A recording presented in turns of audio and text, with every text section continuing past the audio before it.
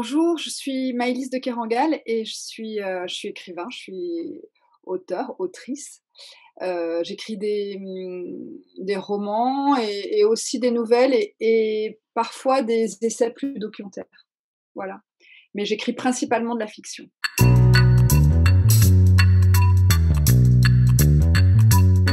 Je suis venue, à Colère du présent avec un recueil, de textes qui s'appelle Canoë, qui est une espèce de roman en pièces détachées avec, une, novella, qui fait à peu près la moitié du volume, novella centrale et puis 7 petits satellites autour, des textes qui ont en commun d'être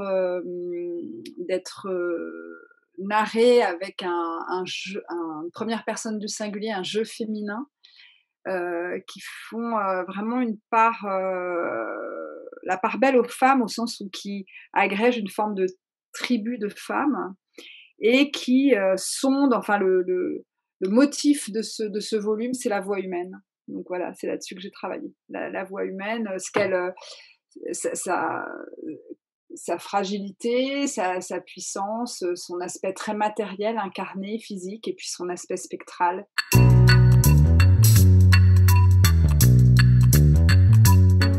J'ai un monde sauvage, je pense, qui est, une prairie, dans le sud-ouest, une prairie en Dordogne, qui fait, peut-être, un peu plus de 2 hectares, totalement, à l'état sauvage. C'est-à-dire, une prairie en mille fleurs, extrêmement peuplée d'insectes, de papillons, d'autres animaux, où l'on peut relever les traces, de tout ce qui se passe, voilà, de toute une vie aussi animale, qui est protégée par des grands oiseaux et puis, voilà, qui est habitée par des sangliers, des chevreuils et c'est vrai que c'est quand même un lieu de contact entre, un monde plus civilisé qui est peut-être, cette maison où je vais souvent et puis la forêt, en fait, qui est, peut-être, voilà, plus le monde de la forêt et entre les 2, il y a cette prairie qui est quand même, qui est à l'état sauvage, mais qui est quand même une zone de contact aussi et voilà, je dirais ça, ouais. Je dirais que cette prairie, c'est un peu mon monde sauvage.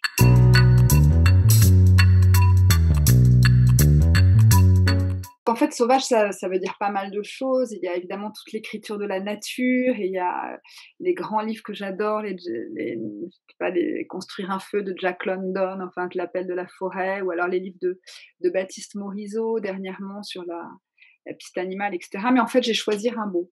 Je pense que Rimbaud, pour moi, c'est, le livre sauvage c'est Illumination, hein, pas dans les je pense que le livre de Rimbaud, Illumination, est mon livre sauvage. C'est plutôt sauvage dans l'idée de la liberté et de quelqu'un qui écrit sans maître.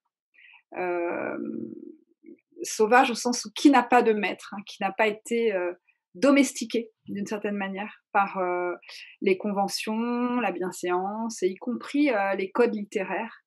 Et il y a ce très beau texte qui s'appelle Parade, par exemple, et à la fin, Rimbaud dit, j'ai la clé de l'énigme de cette parade sauvage. Et il a ce terme de parade sauvage. Et voilà. Et pour moi, Rimbaud, c'est cette figure-là, c'est la figure d'un poète, aux prises avec, une forme de liberté si puissante, qu'elle confine à ce qui serait un état, un état sauvage, c'est-à-dire un état, oui, je dirais de puissance, et puis en même temps qui lui a permis de partir. Enfin, c'est aussi le poète de l'arrachement, le poète des départs, enfin voilà, tout ça pour moi, ouais, j'ai choisi Illumination de Rimbaud.